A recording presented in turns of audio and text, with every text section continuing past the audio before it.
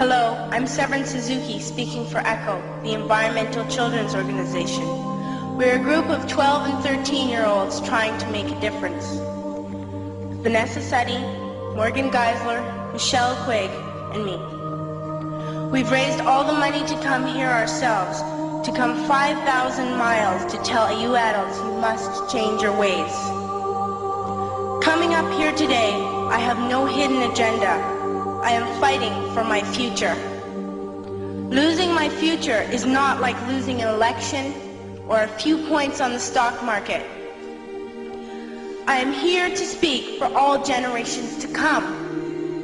I am here to speak on behalf of the starving children around the world whose cries go unheard. I am here to speak for the countless animals dying across this planet because they have nowhere left to go. I am afraid to go out in the sun now because of the holes in our ozone.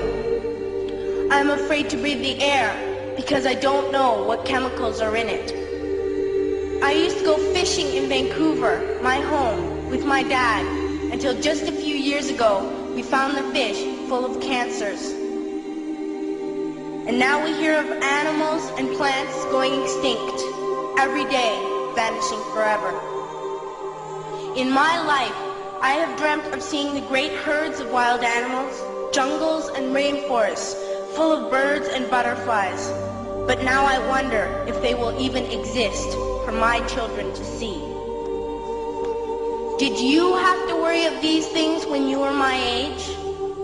All this is happening before our eyes, and yet we act as if we have all the time we want and all the solutions. I'm only a child and I don't have all the solutions. But I want you to realize, neither do you. You don't know how to fix the holes in our ozone layer. You don't know how to bring the salmon back up a dead stream. You don't know how to bring back an animal now extinct. And you can't bring back the forest that once grew where there is now a desert. If you don't know how to fix it, please stop breaking it. Here, you may be delegates of your government, business people, organizers, reporters, or politicians, but really, your mothers and fathers, sisters and brothers, aunts and uncles, and all of you are someone's child. I'm only a child, yet I know we are all part of a family, 5 billion strong, in fact 30 million species strong. And borders and governments will never change that. I'm only a child, yet I know we are all in this together and should act as one single world towards one single goal. In my anger, I am not blind, and in my fear, I am not afraid of telling the world how I feel. In my country, we make so much waste. We buy and throw away, and yet northern countries will not share with the needy. Even when we have more than enough, we are afraid to share. We are afraid to let go of some of our wealth. In Canada, we live the privileged life, with plenty of food, water, and shelter. We have watches, bicycles, computers, and television sets. The list could go on for 2 days. 2 days ago, here in Brazil, we were shocked when we spent time with some children living on the streets. This is what one child told us. I wish I was rich. And if I were, I would give all the street children food, clothes, medicines, shelter, and love and affection. If a child on the streets who has nothing is willing to share, why are we who have everything still so greedy? I can't stop thinking that these are children my own age, that it makes a tremendous difference where you are born. That I could be one of those children living in the favelas of Rio. I could be a child starving in Somalia, or a victim of war in the Middle East, or a beggar in India.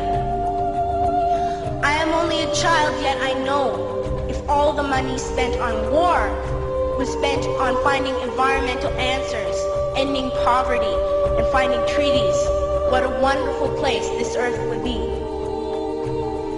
At school, even in kindergarten, you teach us how to behave in the world.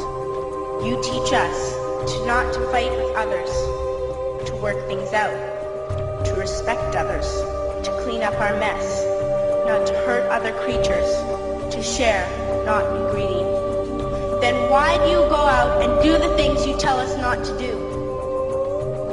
Do not forget why you are attending these conferences, who you're doing this for. We are your own children.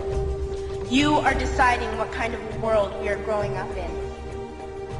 Parents should be able to comfort their children by saying, everything's going to be all right. It's not the end of the world, and we're doing the best we can. But I don't think you can say that to us anymore. Are we even on your list of priorities? My dad always says, you are what you do, not what you say. Well, what you do makes me cry at night. You grown up say you love us, but I challenge you, please, make your actions reflect your words. Thank you.